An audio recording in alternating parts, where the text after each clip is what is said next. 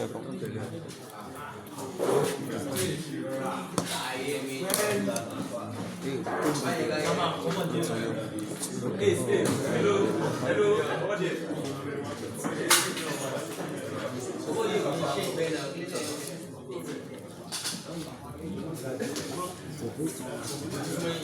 normally closed. You should put on the light.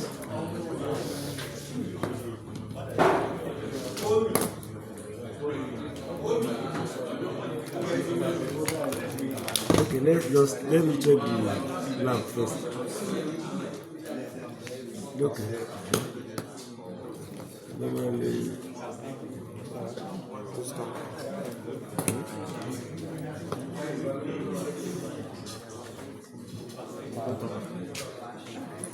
Okay. So it's normally open until I close it. If I close it, if you press it, it becomes locked. It becomes closed. So it passes current. If I release my hand, it does what? It stops. The same way with the second one. This one is normally closed. You know, it's closed, and there is still, you can see that it has passed current even when it's at its resting state.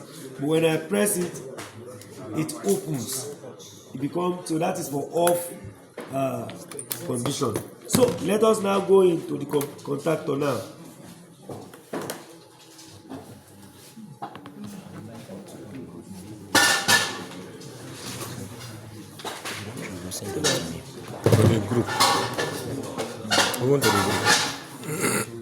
First, I want you to see what is in the interior of the contactor. What exactly is inside it? The name contactor is derived from the word contact. Contact means bring it together. Contact, we just say bring it together because it momentarily comes together and will itself. So we will not call it marriage. It's just bring it together. Because whatever you marry together, that you have joined it securely. But this one is not joined securely. It just touches each other when you want it to be there, and then releases it when you don't want it any longer. So inside the contactor, we have a bar that is carrying terminals. At a rest state, the terminals are either open or closed. At a rest stage, when the contactor is at rest off state like this, some of the terminals are open, some of the terminals are closed, depending on the type of contactor. For small contactors, well, it may not have that feature, but some of them have two open terminals, two normally open terminals, and two normally closed terminals, so that you can manipulate whatever control you want on electric motor starter. You get it? Yeah, there are remote starters that you wire it to a particular long distance. That is from there that you press the button and the motor will start in the front. You get the logic? So let us see what's inside that contactor. If you open a contactor, you will see something like a transformer. Actually, it's a transformer. It's a transformer. It's a core of metals that comes together. It generates magnetic something. Excuse me. Hello, sir. Hello, sir. Oluwaseun, sir. Yes, sir. Mr. Ogo, sir. Yes, sir. Yes, sir. Yes, sir.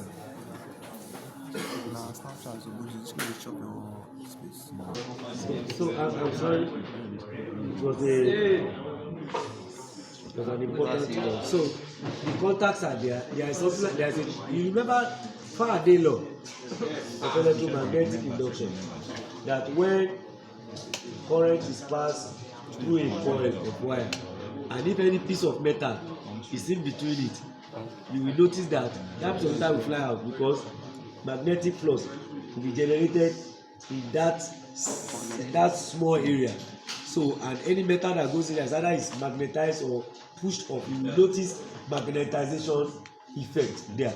That's exactly what happens inside contactor. When you energize the coil of a contactor, electromagnetic induction process happens there. So there is a piece of metal in the middle there. There is a coil that is energized. When the coil is energized, magnetic field is set up in that circle, and the metal that was apart before will contact, because the magnetic field will force themselves around that circle, thereby bringing the metal that is separated there together. And we have now used that metal to be a contact carrier. So they put a contact on the metal, so by the time it magnetizes, so it contacts. That is what is called a contactor. Let me quickly open the inside for you, and then I'll do the connection. Then we go further. Right. Contactors are in different sizes, and what determines their size is the current that they want to carry. The current that they want to carry. And if you are using it for electric motor, the rating of the electric motor that it is going to carry. Those are the things that influence the factors that borders on their sizes. Now, I've opened the contactor. So I've opened the contactor here now. You can see. See? Can you see? This is the metal. This is the core. You can see like a transformer core, like open transformer. So it's the one that is carrying the terminal. The terminal is carefully arranged inside this space. See, you can see. So, and there's another metal inside here. It will now look like a cut transformer. That transformer is that's cut into two. See, you understand? The transformer is cut into two. So if it is cut into two like that, the same number of core there is a spring that is arranged there. There is a spring there.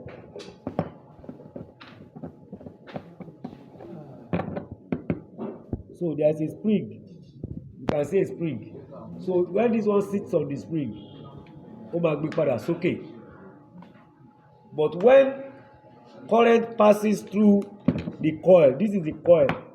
This one is a coil. This is a coil of wire. Ó dẹ̀ ní live and neutral, A1 and A2. This coil of wire. The coil is there. So this one will serve as a transformer, because our transformer is not cut. The popular transformer gay. That's why you can see that it will be humming to pass current through it, because electron is flowing, magnetic field is running around there. But if you pass current into it now, electromagnetic induction will start there. So magnetic field is generated. Since this one is spring loaded, the spring is the one that pushed this one up like this. It will be separated by the spring.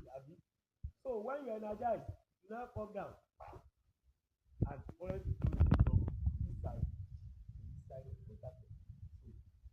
So that's current that goes to drive electric motor.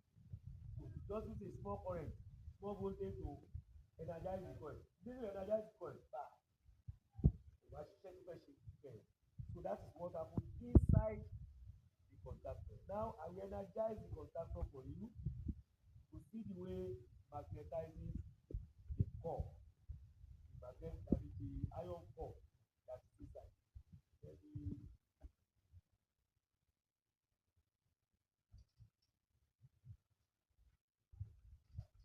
Alright. The live and neutral of the coil is denoted by A1 and A2. A1 and A2. I will draw it up.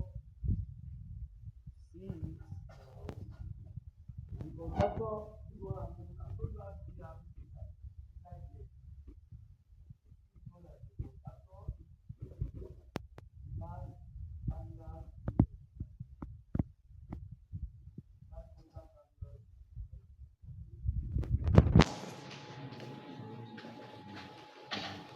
all the terminals here, this one to this one, this one to this one, it can be normally open and it can be normally closed. It is normally closed.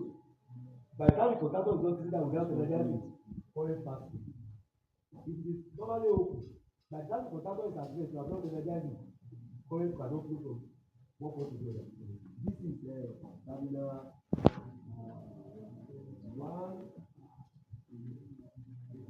3, and 5. Terminal 4, 2, 4, and 6. This one is another normally open terminal. We call it 13. We call this one 14. It's normally open too. That's how the contactor works. This is for line 1, line 2, line 3. You can use it for 3-phase, you can use it for single phase. If you want to use for single phase, just isolate the one in the middle. Use one for live, use the other one for neutral. So what happens in here is that if that is the terminal, you have something like this.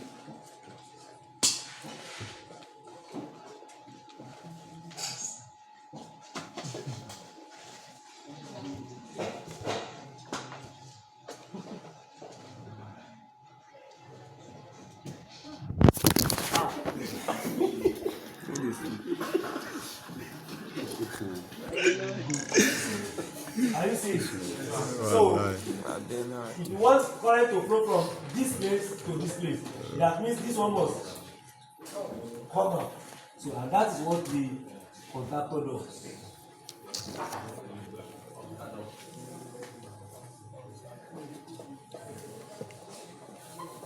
This is what happens.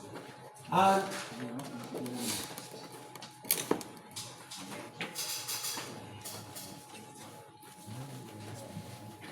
the coil is there. But in this case, because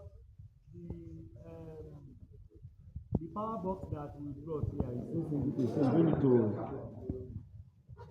Whatever happens in 3 phase is what will happen in single phase.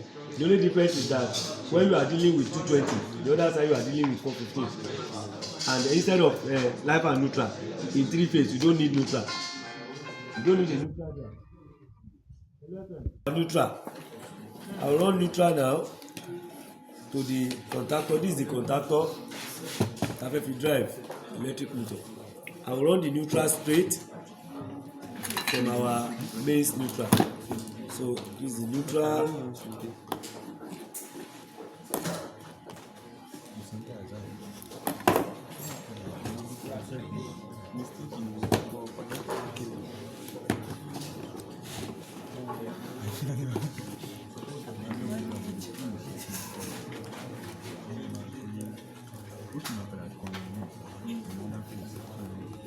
So that's the neutral.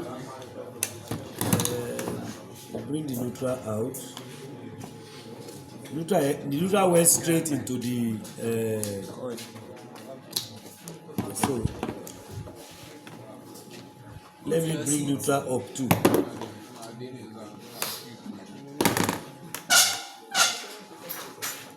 Let me neutral so that we have neutral ready for the load.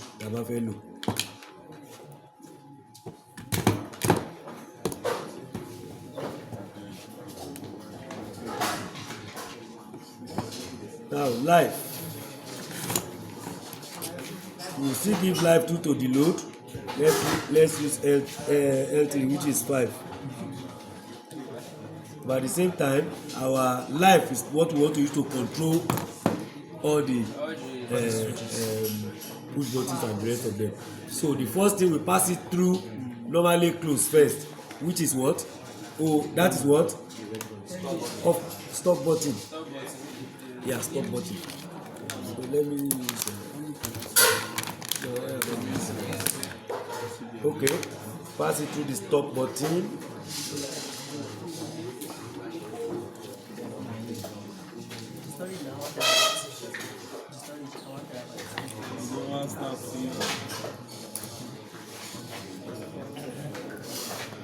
You may not. When we are set, we are not. Don't take picture of. Don't take picture of somebody that is mixing cement. It is picture of finish house that you take. Picture of the it's a very stupid one.